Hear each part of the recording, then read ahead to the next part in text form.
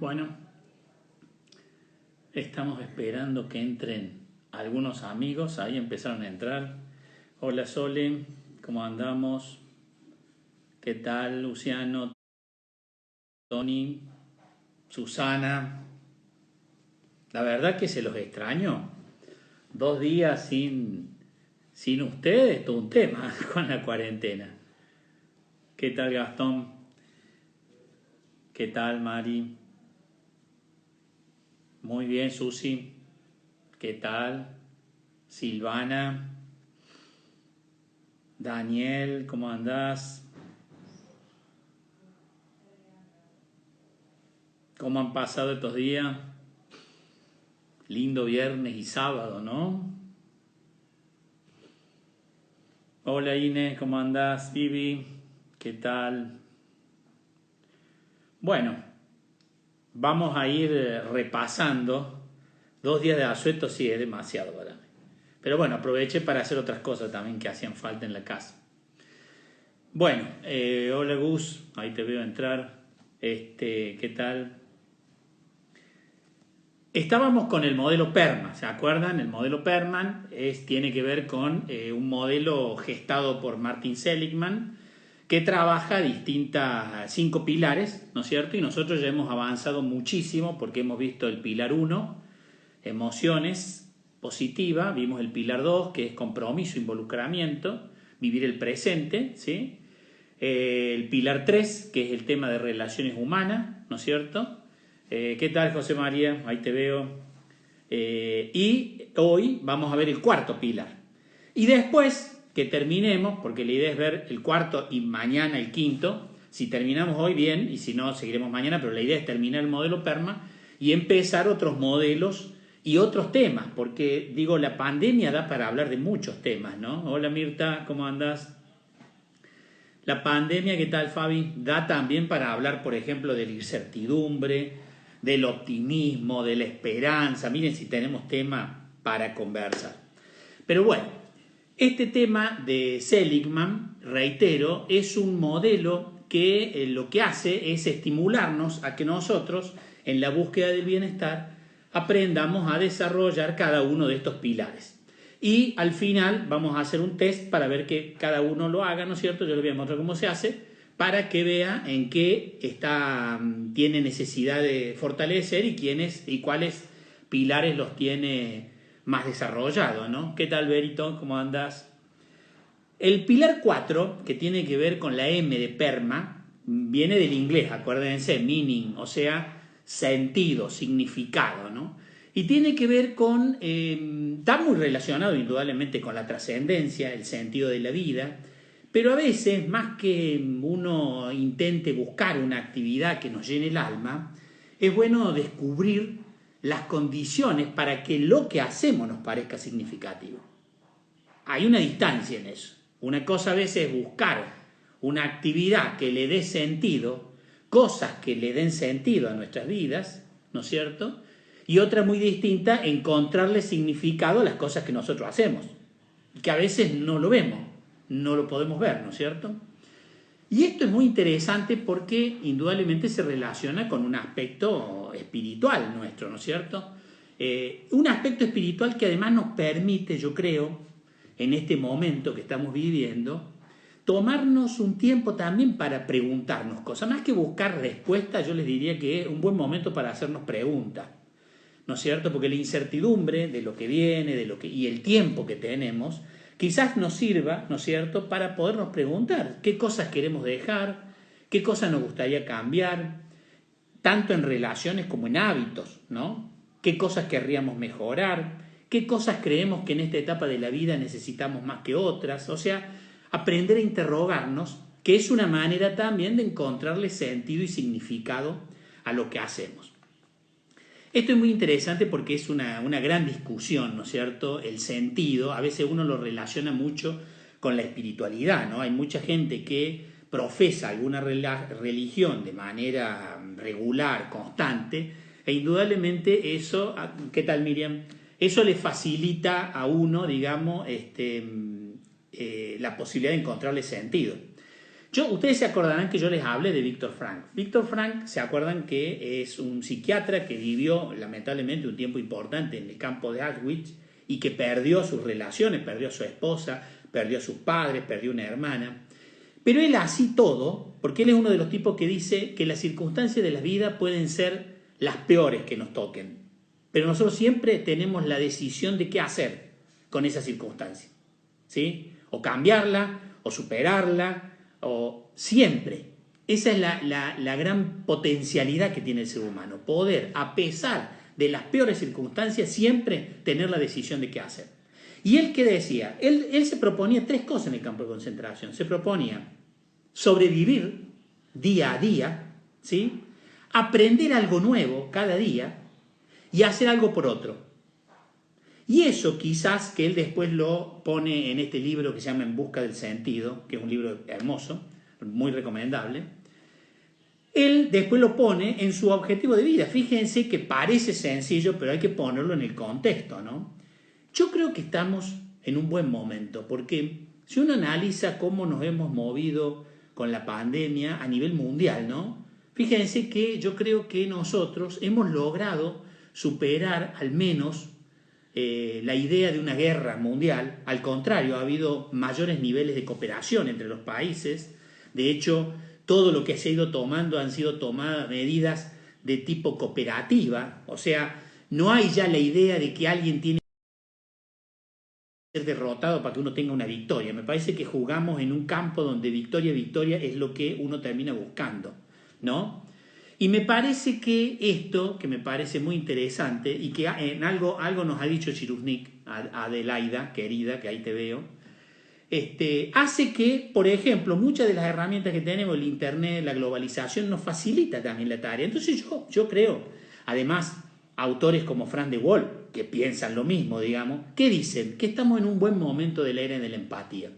Empezamos a recuperar cosas que nos dan mucha esperanza en el mundo. Nosotros estamos desarrollando grandes potencialidades en nuestras capacidades de cooperación. Y yo creo que el ser humano ha tenido la característica, como les decía en otras oportunidades, de que la evolución ha estado más relacionada con nuestra capacidad de cooperar que de competir. La competencia es, en general, guerra. Alguien gana, alguien pierde. Tiene suma. No es suma cero, ¿sí? O mejor dicho, tiene suma cero porque el que gana toma lo que pierde. Pero estamos en un momento sin cero, o sea, en un momento, y valga la redundancia, sincero, sincera, de sinceramiento, en donde me parece que el mundo está haciendo hacia mayores niveles de cooperación. Y esto hace que también nosotros nos preguntemos nuestro sentido, porque la vida humana no puede estar circunscripta a algo tan sencillo que no tenga un sentido superior. El sentido superior, como digo, a veces nos lo da la religión, pero también es muy importante la espiritualidad en el sentido de que nosotros podemos desarrollarla más allá de las religiones. ¿Qué pensamos nosotros de nuestra vida? Fíjense que ha habido varios autores. Un autor que más se lo rescata, ustedes lo deben haber escuchado hablar, es Maslow. Maslow habla de una pirámide, ¿no es cierto?, en donde dice que en la medida en que el hombre satisface sus necesidades de comida, de sexo, de alimentación, de agua, entonces puede pensar en la familia, ¿no es cierto? Puede pensar en, por ejemplo, la seguridad, en el trabajo, y cuando supera esta base también ya puede pensar en la amistad, en las relaciones sociales, en la vocación, y cuando supera esto ya piensa en el autorreconocimiento, en el éxito. Maslow fue un psicólogo norteamericano que hizo esta pirámide que es muy usada, digamos, en el ámbito empresarial. Se usa para estudiar, digamos, que las personas no nos conformamos solamente con el recurso económico, sino que nos conformamos con la valoración del otro. Recuerden cuando vimos relaciones humanas la importancia que tiene la valoración del otro y que no necesariamente se nutre exclusivamente del valor económico. Y acá hay una lógica oriental muy interesante que yo les quería compartir con ustedes, que deberían hacer un juego de 4 círculos. No sé si ustedes han escuchado hablar del Ikigai. Les cuento. Unos investigadores españoles les llamó la atención que un país como Japón, que tiene un alto índice de mortalidad juvenil, la gente se muere joven porque trabajan como unos locos, tiene una pequeña isla que se llama Okinawa, en donde se ve la expectativa de vida más alta. Es fácil superar los 100 años. Entonces fueron a estudiar a ver qué pasaba en este país donde hay alta incidencia de muerte joven, qué pasaba en Okinawa. Y ahí descubrieron el famoso Ikigai, que el Ikigai tiene que ver con una lógica, ¿no es cierto?, que se adquiere desde muy niño y que tiene que ver con 4 circunferencias, que nosotros deberíamos unirla de esta forma, ¿ven? Ustedes pueden poner una circunferencia acá, la unen con esta, y ven que acá en el medio aparece este cuadradito que sería, ahí está el equilibrio del Ikigai. ¿Qué significa cada cosa de esta? Miren, el círculo de arriba tiene que ver con lo que nosotros nos gusta hacer, lo que amamos, ¿sí? El círculo del costado tiene que ver en lo que yo soy bueno, dónde están mis habilidades, ¿sí? El círculo de abajo es por lo que me pagan, o sea, por lo que gano recursos, y el círculo del costado, es lo que el mundo necesita y yo le aporto. O sea, para encontrar el sentido, yo tengo que encontrar un equilibrio en estos 4 valores, en estos 4 circuitos, que son cada uno de los que yo desarrollo, ¿sí? Si yo soy capaz de comprender claramente lo que me gusta, sé muy bien mi fortaleza y sé lo que soy bueno, hábilmente, obviamente reconozco por lo que me pagan, y además aporto algo al mundo de lo que se necesita, logro un equilibrio interesante que para los japoneses de Okinawa se llama Ikigai. Fíjense que acá quedan 4 circuitos en la unión de cada uno, que también es interesante analizar. Entre lo que me gusta y lo que el mundo necesita, aparece lo que se llama la misión del hombre. ¿Se entiende? Lo que me gusta con lo que el mundo necesita, la misión. Entre lo que me gusta con lo que yo sé que soy bueno, la pasión. Sin pasión no hay vida. Recomendable la película Juventud para que vean cuando la pasión se va, aparece la muerte, ¿sí? Entre lo que sé que soy bueno y lo que gano dinero está la profesión, y entre lo que me pagan o gano dinero con lo que le doy al mundo está la vocación. O sea, misión, pasión, profesión y vocación, ¿sí? Bueno, el equilibrio está acá en el medio. ¿Por qué? Porque si yo solo me quedo, por ejemplo, entre lo que tiene que ver con lo que le aporto al mundo, con lo que yo sé que soy bueno, puedo tener placer y plenitud, pero no va a haber compensación económica. Por ejemplo, el ejemplo típico, ¿saben quién es? María Teresa de Calcuta. Hace lo que le gusta, hizo lo que le gusta, mejor dicho, pero no tuvo ninguna compensación económica, tuvo una compensación espiritual. Y por eso es importante tenerlo en cuenta, ¿no? Si yo solo hago lo que el mundo necesita y cobro algo por lo que tiene que ver, o sea, estoy aquí, puedo encontrar una emocionalidad positiva, pero hay mucha sensación de incertidumbre. Esto, por ejemplo, es lo que viven mucho los médicos sin fronteras. ¿Vieron? O sea, cobran, tienen sus recursos y hacen algo, muchísimo por el mundo, pero viven en un estado de incertidumbre permanente. Si yo solamente hago lo que me gusta con lo que yo sé que soy bueno, voy a tener satisfacción, pero no voy a sentirme útil. No voy a encontrar mi sentido de trascendencia, porque la trascendencia se relaciona con lo que yo soy capaz de darle al mundo. Y si solo me quedo entre lo que yo sé que soy bueno y gano plata, obviamente tengo una comodidad, pero me queda una sensación de vacío terrible.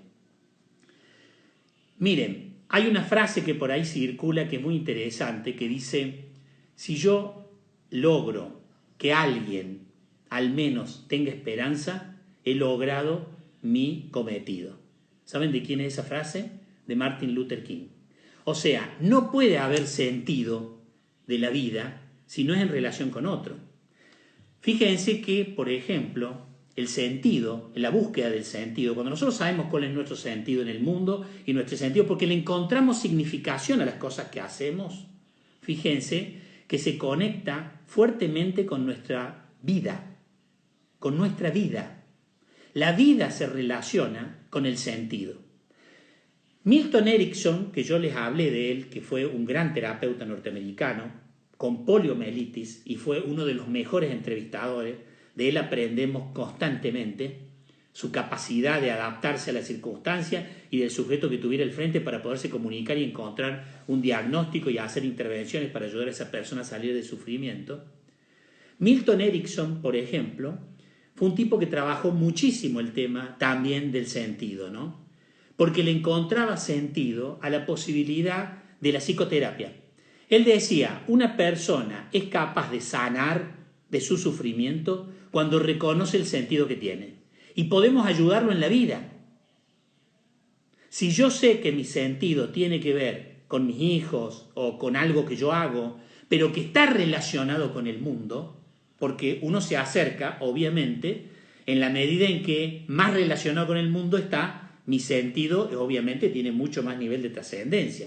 Yo había acá, por ejemplo, recuperado una frase que me encantó, porque tiene que ver con lo que nos dice este personaje de Martin Seligman al respecto del sentido, porque si no, ¿por qué él lo pone como el cuarto pilar del bienestar? La buena vida consiste en obtener una felicidad auténtica, empleando nuestras fortalezas, características todos los días en los principales ámbitos. Pero una vida significativa es la que pasa a formar parte de algo más elevado que nosotros mismos. Y cuanto más elevado sea ese algo, más sentido tendrá nuestra existencia. Qué lindo tema, ¿no?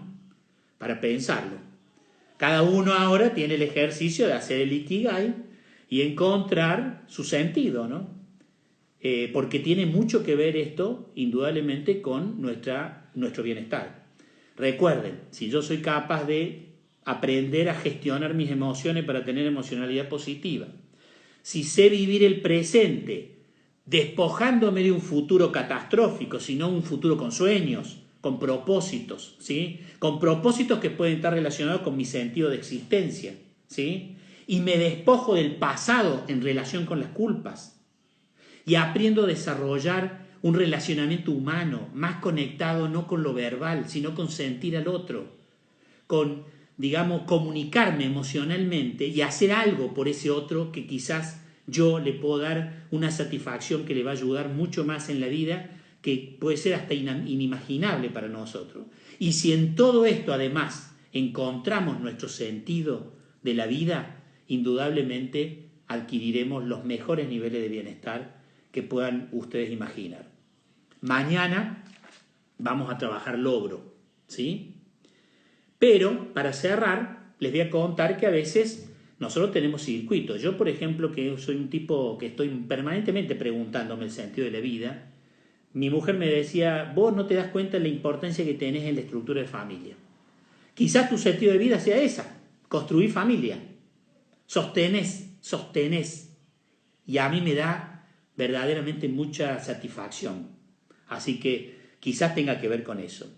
Porque a veces, en el ciclo de la vida, también tenemos roles, ¿no? Y yo me acuerdo cuando tuve que rendir un concurso, un concurso me tenía que hablar sobre vejez, y fui a ver a una gran terapeuta de Córdoba, que trabajaba con personas mayores, y ella me dijo que para ella la pérdida de la memoria reciente que se da con la edad era muy positiva porque el cerebro no puede acumular toda la historia. Y si nosotros somos conscientes de que cuando llegamos a una edad somos los responsables del legado, a veces de la estructura familiar, transmitir las anécdotas, transmitir la historia de lo que fue nuestra familia, eso hace que la fuerza que tiene la memoria remota en el mayor. Y a mí me encantó, fue muy interesante, ¿no? Bueno, no sé si tienen preguntas, si quieren avanzar con algo. Recuerden que estoy tomando nota de temas que les gustaría que trabajemos aparte de los modelos de bienestar, porque mañana ya vamos a ver evaluación de logros personales que se conectan con fortaleza. Sería bueno que todos hayan hecho el diagnóstico de fortaleza personal para que después evaluemos lo de logro. Y nos va a quedar un tiempo, podemos ver también otros modelos de bienestar, como el de Lyubomirsky, que yo les había comentado. Pero también es interesante poder hablar de otros temas, porque, como les decía, yo anoté algunos que me llegaron, algunos me pidieron que habláramos de la esperanza, de la bondad, del optimismo, todo lo que tienen que ver con estos temas, bueno, probablemente nos vamos a encontrar con eso. Gracias, Belu, gracias, Claudito, gracias, Sol, ojalá sea así. ¿Alguna pregunta? De la empatía, sí, vamos a trabajar más con empatía. Sí, las neurociencias han superado Maslow, indudablemente, ¿sí? Totalmente. De hecho, gran parte de lo que trabaja Seligman tiene que ver con las neurociencias. Para pensarlo, Adriana, sí. Gracias, Vivi, gracias, Mirta. Gracias, Miriam de Castijuegos. Resiliencia también, está bueno. Gracias, Javiercito. Bueno, un gusto verlos. Nos vemos mañana.